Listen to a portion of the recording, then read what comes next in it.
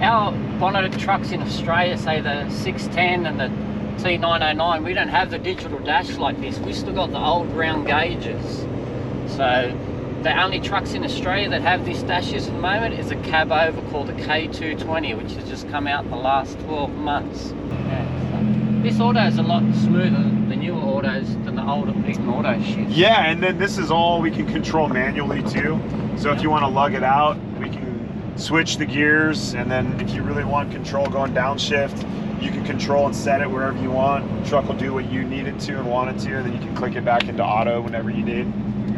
Yeah, and since this is an automated manual transmission, you get all the benefits of having a manual transmission. So you have your clutch, it's lighter weight, less maintenance, you have real good control over it. You have rock-free mode, just like if you were trying to get out of the mud with a regular manual transmission, and they're a lot less expensive.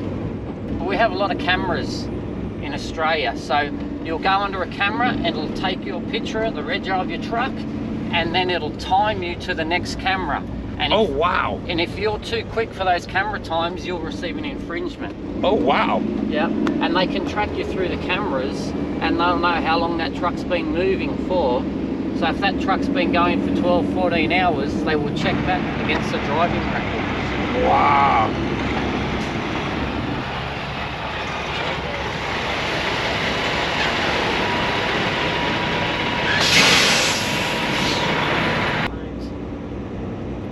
So what do you think?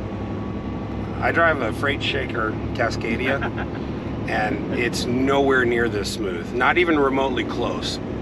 Well, this is a PACCAR MX-13 engine, and then it's an 18-speed PACCAR transmission. So. It's phenomenal. It's so night and day from what I drive.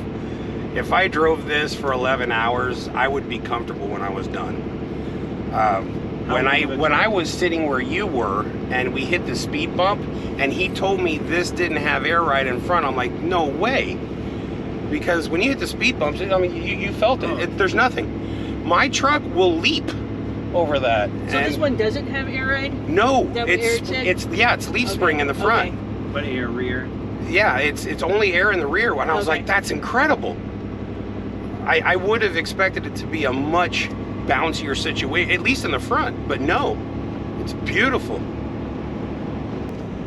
So I'm gonna ask the well-known question, how much? For one of these is yes. about 2.5. 2.5, okay. Yeah. Is that fully loaded? Yeah. I'm so glad I got a chance to do this. This is really, even, riding it back is one thing, but to feel it, it's a whole different, man. It's even smoother up there than it is back here. Yeah, I would love to drive one of these. This is really great. Absolutely wonderful.